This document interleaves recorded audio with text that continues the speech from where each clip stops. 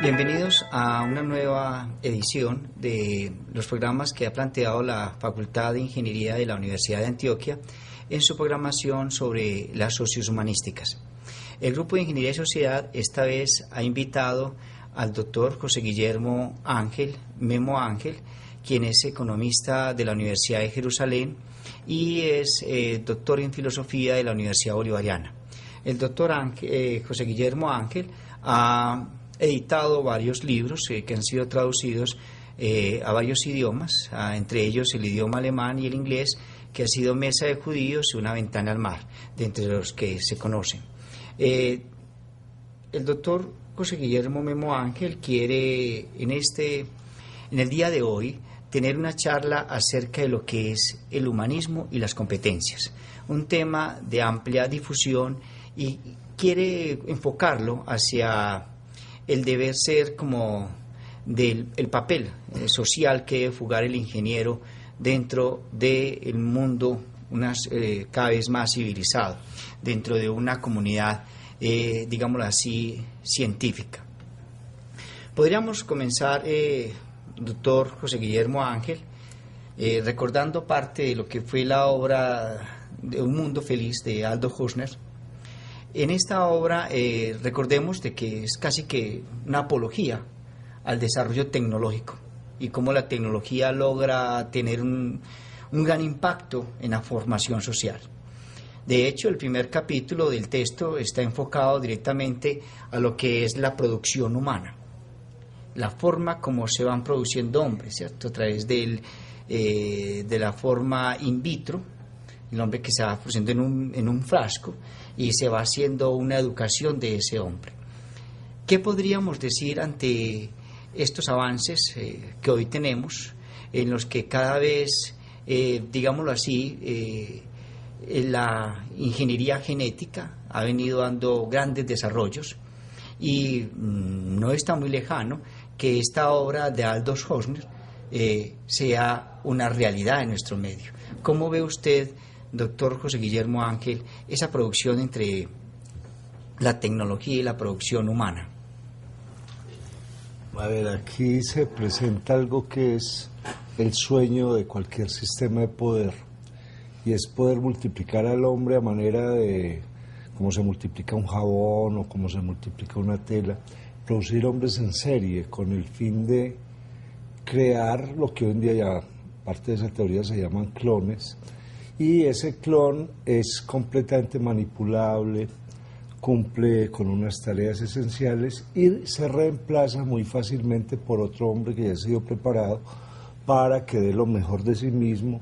Y así sería un mundo industrial. Obviamente es un mundo sin humanidad, es un mundo sin debate, es un mundo donde al no haber diferencias el conocimiento ya no avanza más, y un mundo que, como lo planteaba Aldous Huxley en Un Mundo Feliz, siempre va a llevar a que alguien logre escaparse de ese mundo, y ese que logra escaparse es al fin el que vuelve a ser el ser humano. Porque es muy interesante dentro de la metáfora de Aldous Huxley en Un Mundo Feliz, como ese último que, digamos, en el último capítulo de la novela, ese que sale otra vez a la superficie, viene a cumplir el papel de Adán. Adán, el del Génesis, que vuelve y nombra el mundo, codifica lo que tiene a su alrededor, y a partir de ahí aparece el futuro porque se hace preguntas. Una sociedad donde los seres humanos no se hagan preguntas, sino que simplemente estén llevados a la producción, lo podríamos igualar al mundo de los esclavos. En términos económicos, la esclavitud nunca fue rentable ni nunca produjo conocimiento alguno, porque ese trabajo sin sentido, ese trabajo sin humanidad, llevó a que quien lo realizaba no lo quisiera mejorar. Y lo que es más importante, que lo que descubría mientras hacía ese trabajo tampoco lo quiso entender, no lo quiso ver, y a partir de ahí el trabajo fue el mismo, cada vez más lento y cada vez más sin sentido. Entonces las sociedades clonadas, como soñaría cualquier dictador, por ejemplo, de que todo el mundo piense igual, son sociedades que caerían en en el caos y generarían todo tipo de fracasos, porque los seres humanos nos entendemos es entre diferentes, no entre iguales. Hay una frase de Spinoza que es muy bella: si dos saben lo mismo, uno de los dos sobra. Claro, porque entonces no se trata de que todos sepamos lo mismo, sino que la diferencia que cada uno tenga sirva de herramienta de intercambio, tanto de conocimiento como económica, como de un lugar en las sociedades. Entonces la metáfora de un mundo feliz, que no es feliz, porque precisamente por eso a los personajes de la novela les dan un pedacito de pastilla, una pastillita que se llama pragma, la soma. Entonces todos con una pastillita lo que están es tranquilizados. Y lo que traes es cuerpo. Sí, claro. Entonces a partir de ahí esa pastilla se encarga de anular la iniciativa personal, se encarga de anular la curiosidad y simplemente convierte al ser humano en lo que más o menos vemos hoy en los gimnasios. Alguien que pedalea sin llegar a ninguna parte, alguien que camina sobre una cinta sin fin, sin encontrarse con nadie.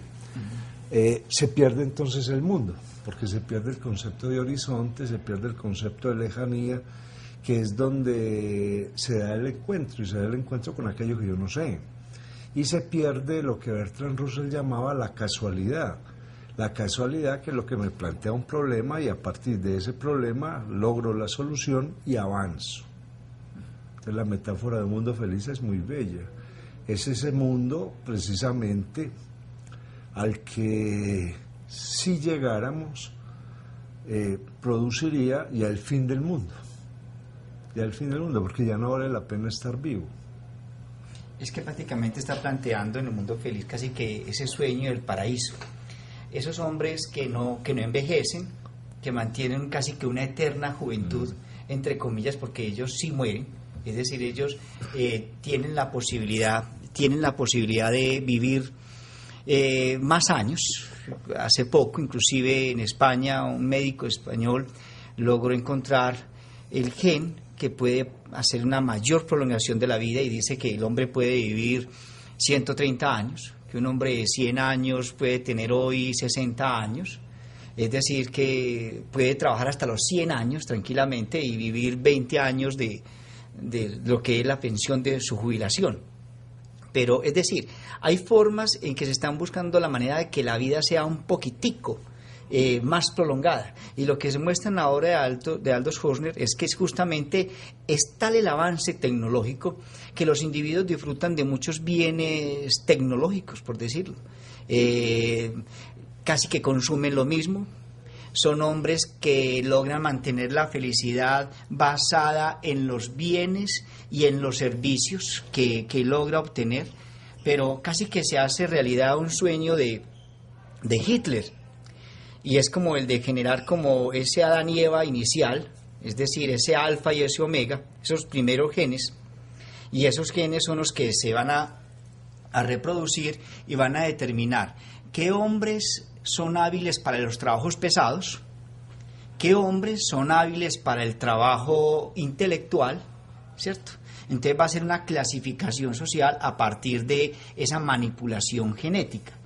Pero en ese mundo feliz, el individuo no se cuestiona, él vive feliz con lo que realiza, ¿cierto? Con lo que hace, pero casi que es bajo dos vertientes. Uno, la tecnología, y el otro, la educación.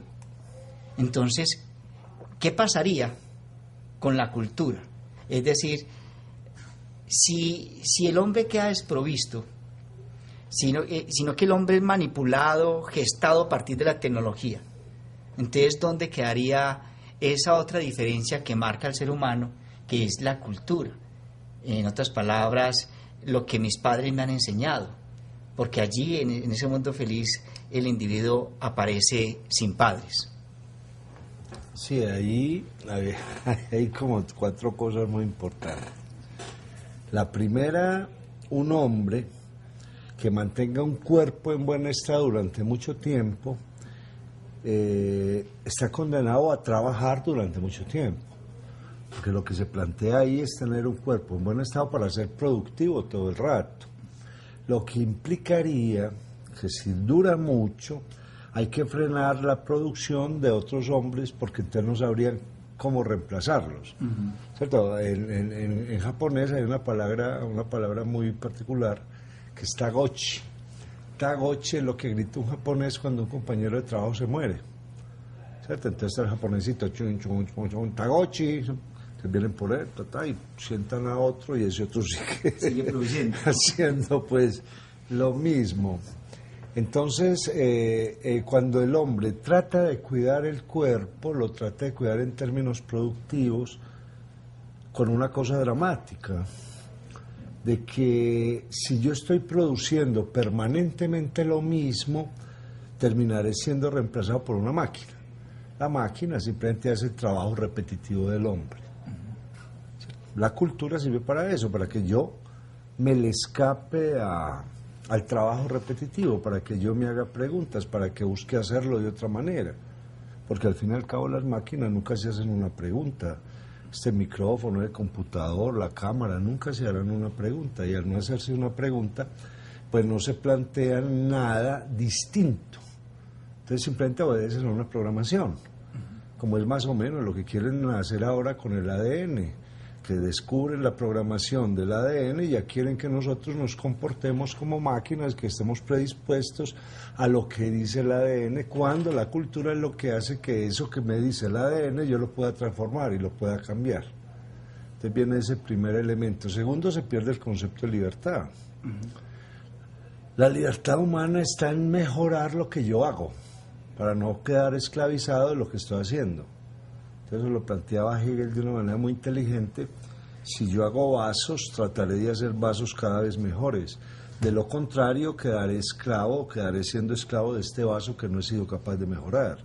En los trabajos programados, lo mismo que le pasa al programa de una máquina, la máquina se prevé lo que va a hacer, tiene una vida útil y por fuera de esos resultados, la máquina o está dañada o ya está obsoleta.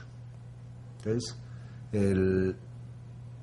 esa felicidad de que yo soy un ser productivo sobre lo mismo me llevaría a convertirme en una máquina y luego, entonces ya el poder diría, bueno, entonces ya nacer vale tanto y van a nacer unos poquitos, porque los que trabajan pues los reemplazaron todos estos robots.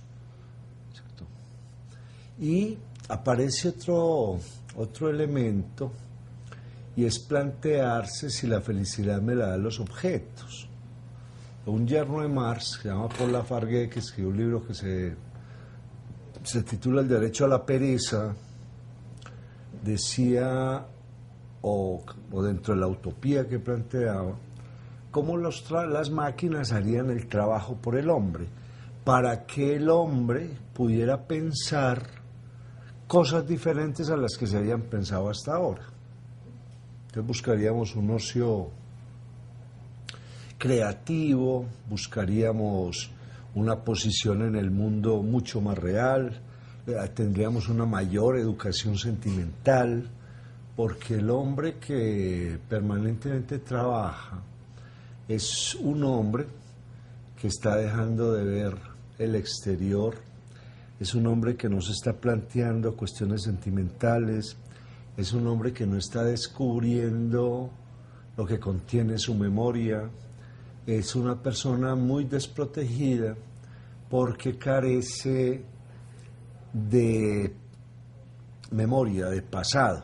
El pasado de un ser humano, como decía Ortega y Gasset, está dado por las circunstancias. Las circunstancias son mi historia, mi familia, mi lugar aquí en la tierra, este pedazo de corteza terrestre, por ejemplo, el estar aquí en Medellín, es lo que se plantean los filósofos modernos como Peter Sloterdijk, y mi ser junto con, porque solamente logramos descubrirnos mejor como ser humanos en la medida en que estamos en contacto con otros, porque el otro es el que me provee de la exterioridad.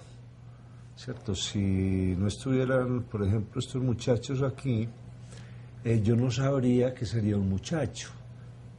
¿Cierto? Ese mensaje exterior me dice que yo soy mayor, que él es muchacho, que ella es mujer, que él es hombre, que él es un camarógrafo, que usted es un entrevistador, etcétera, etcétera. Entonces, la circunstancia es lo que me permite pensar en el otro y a partir de ahí desarrollar cosas para el otro. ¿Cierto? Cuando hablamos cuando se dice, no, es que las humanidades hay que acabarlas, hay que ser más competentes, más competitivos, etcétera, etcétera, pues el que tiene este tipo de aseveraciones cometió un error al hacer el planteamiento, porque han sido las humanidades las que han creado las competencias. Precisamente el hecho de que yo necesite pasar a hablar con el que vivía al otro lado del río me llevó a pensar en un puente. Pero yo no hubiera hecho el puente si al otro lado del río no hubiera algo, ¿cierto? O para cortar distancias. O para cortar distancia entre el uno y el otro, etcétera, claro. Entonces sí, entonces el mismo escritor, Huxley, que era médico, se planteaba, es capaz de vivir de que un ser humano esté haciendo permanentemente lo mismo, se alimente prácticamente de lo mismo y goce de lo mismo. Entonces dijo, no, entonces tenemos que darle una pastilla, entonces tome la pastilla de soma para que tranquilice, ¿cierto? Y a partir de ahí no se haga preguntas, no se cuestione y en un momento dado no sufra el miedo de ser reemplazado por la máquina, que es reemplazar ese trabajo mecánico que usted está haciendo. Pero también hay que ver, doctor Guillermo Ángel, de que generalmente la tecnología tiende como hacia una estandarización, es decir, de una u otra manera va definiendo ciertas fronteras de consumo. Entonces, usted y yo nos relacionamos porque consumimos lo mismo, porque usamos los mismos bienes. Hoy por hoy, por ejemplo, se puede ver extraño a alguien que no tenga una USB, se ve extraño, se ve como que no está fuera de contexto, o que no use un celular como medio de comunicación más efectiva y personalizada, ¿cierto? Se ve extraño y casi que se pueden definir amigos a partir de lo que el otro usa, de las marcas de los objetos que usa, ¿cierto? Inclusive genera hasta un sentimiento de pobreza. El hecho de yo no tener un iPod puede hacerme sentir a mí pobre, así tenga satisfechas otras necesidades en mi casa de alimentación, en fin, pero si no tengo ese último grito tecnológico, me hace sentir. Es decir, es como cuando uno ve la película con Homero Simpson. Homero Simpson es un hombre que continuamente está mirando qué tiene el vecino para él también tener lo mismo y poder entrar como en ese círculo, como en ese estatus que la sociedad te va creando a través del consumo de estos bienes. Y ahí cifran la felicidad. La felicidad queda cifrada entonces en que yo pueda tener esta cantidad de bienes. Y a partir de ahí yo puedo decir, maximizo mi felicidad, porque tengo estos bienes. Y ahí es donde se cae un error y creo que ahí es donde más nos hace ese llamado acerca del uso tecnológico. ¿Hasta qué punto la tecnología puede ser realmente un aliado de la felicidad del hombre o puede ser, por el contrario, una muestra de infelicidad? Me hizo acordar de una frase de Heidegger que dice que la multitud está compuesta de solitarios que se ven en otros menos en sí mismos. Eso es lo que estamos viendo en el mundo moderno, siempre nos estamos viendo en el otro, que tiene el otro, que marca tiene el otro, para yo clonarme con él. Y nos estamos confundiendo el estar bien con el que nos vean bien, es otra cosa muy distinta. La tecnología cumple una tarea fundamental y es que es una excelente herramienta para realizar trabajos cada vez más complejos. Facilita. La tecnología me ayuda, pero nunca está por encima de mí. Al fin y al cabo, yo hice la tecnología, los seres humanos hemos creado la tecnología y a partir de que la hemos creado, pues la dominamos. Y esa tecnología, a pesar de las ideas de que se pueda revelar o esto, pues es muy difícil que sea capaz de hacer eso, porque basta apagar el sistema de energía que alimenta la tecnología que hay aquí para que esa tecnología se quede quieta. La tecnología tampoco genera ningún tipo de sentimiento. A mí un computador no me abraza, no me consuela, no me tranquiliza, simplemente espera que yo le dé órdenes. Entonces, viene esa pregunta de qué sería la felicidad. La felicidad es más o menos lo mismo que la vida, no es cuánto dure, sino lo que yo haga con esa felicidad. Una vida, ahora usted decía que está planeando que alguien viera 130 años, si esa persona es inútil o no ha sido capaz de construir nada, vivir 130 años es un infierno, ¿cierto? Pero si alguien se muere de 40 años, pero en 40 años logró hacer lo que otros harían en 150 años, esa vida tuvo mucho sentido, tuvo un tremendo sentido. Entonces la felicidad, antes que ser un estado de goce, es un estado de no miedo, porque es donde viene uno de los problemas que se plantea en la sociedad moderna a través del consumismo, y es que nunca el hombre ha tenido tanto miedo.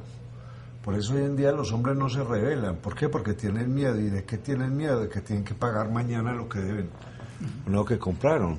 Es un problema de que si yo estoy adquiriendo algo que supuestamente me daría un trocito de felicidad, una marca, un objeto, lo que sea, pero al mismo tiempo lo estoy debiendo o lo tengo que cuidar de tal manera que pondría hasta en peligro mi vida con tal de cuidar eso para que no se pierda, esa felicidad no tiene sentido, porque es que la felicidad es el no miedo, ¿no? Hay una relación muy interesante en este momento, y es que a más tecnología hemos tenido más miedo, porque la tecnología ha sido la que de alguna forma nos planteó el fracaso de la razón, en tanto que utilizamos la tecnología para matar y no para mejorar como seres humanos, y utilizamos el consumo para crear brechas sociales cada vez más altas.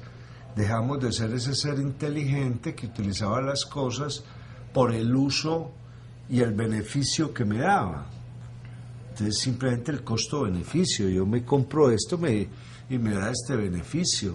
A partir de ahí yo compro lo que necesito, lo demás lo ahorro, y con ese ahorro que tengo puedo invertir o realizar un montón de cosas el día de mañana. En este momento el consumismo cada vez empobrece más a la gente.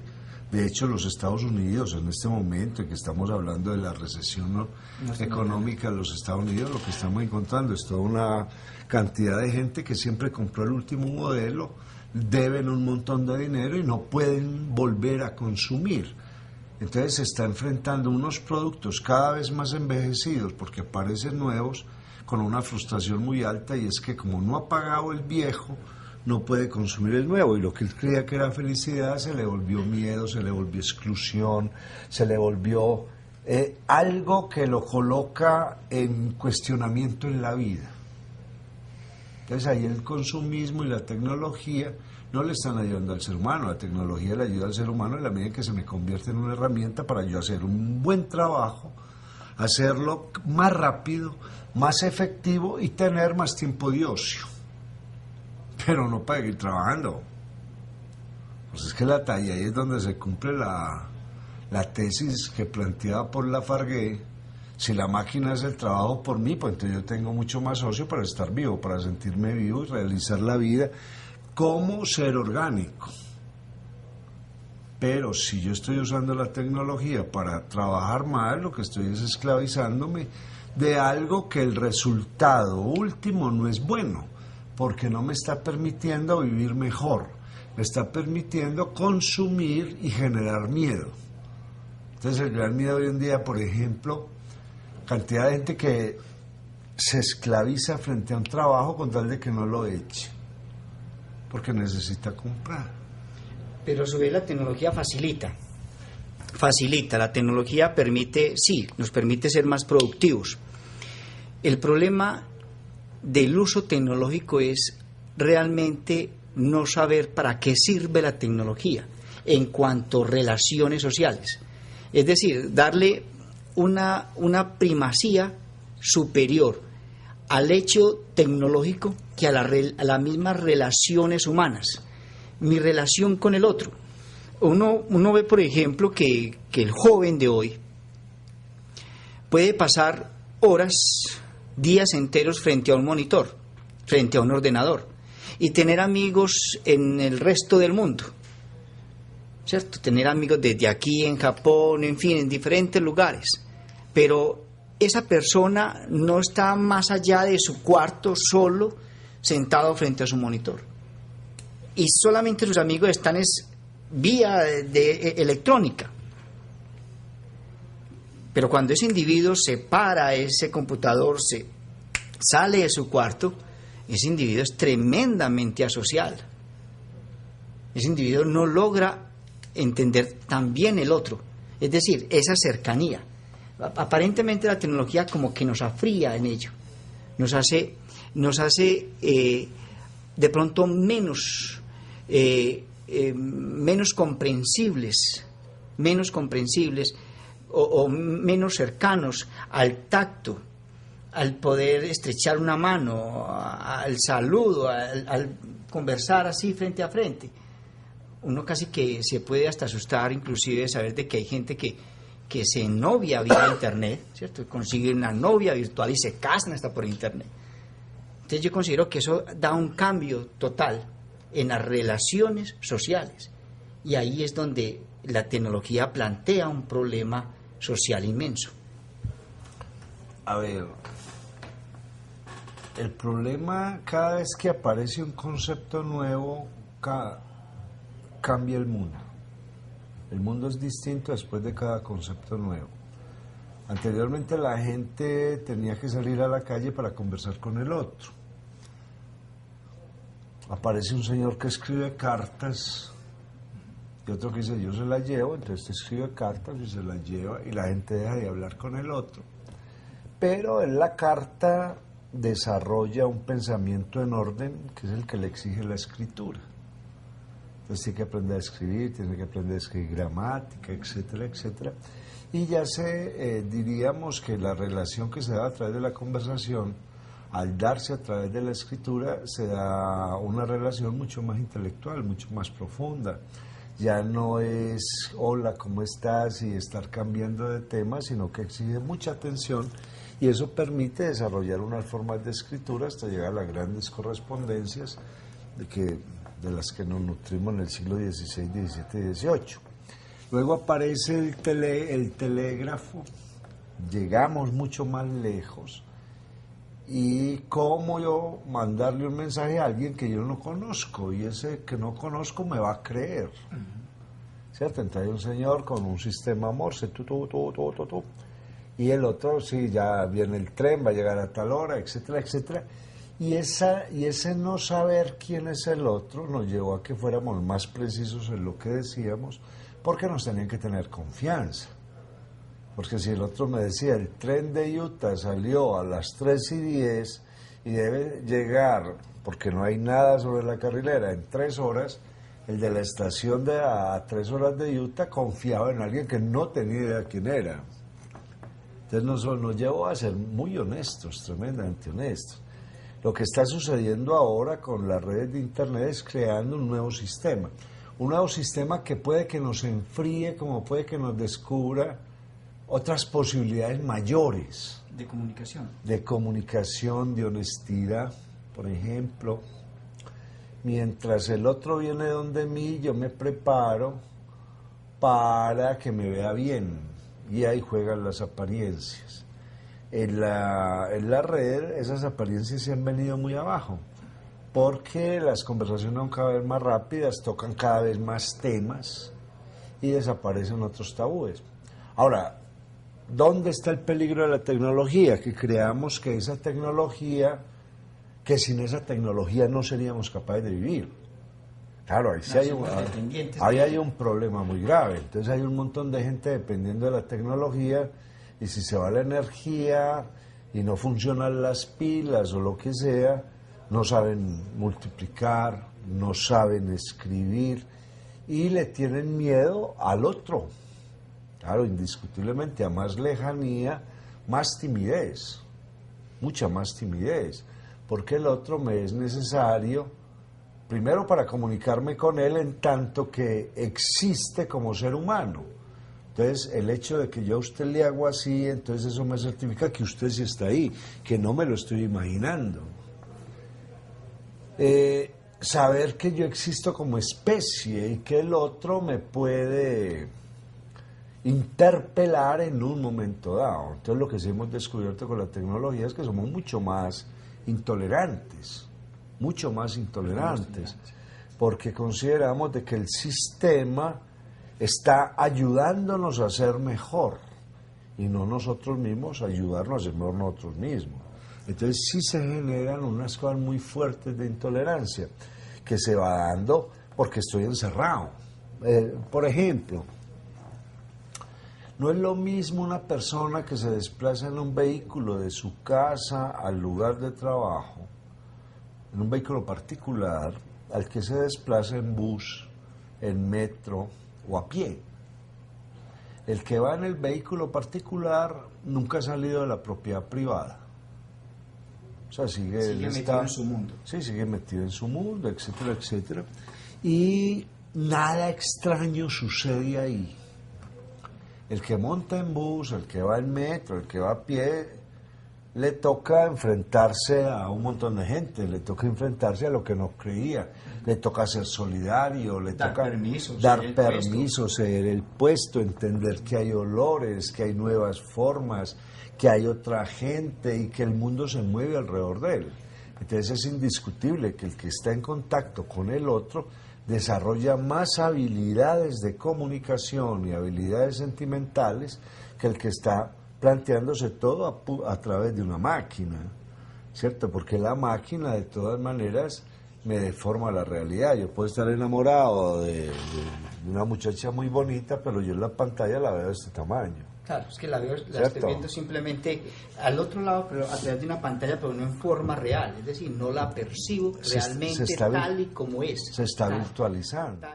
Es necesario la construcción de una tecnología desde un ámbito más de lo social, que sirva más a un gran conglomerado de habitantes, que sirva cada vez más a un grupo mayoritario de personas, y no la construcción de una tecnología que favorezca solo a pequeñas élites o que favorezca solo a ciertas personas, ciertos individuos.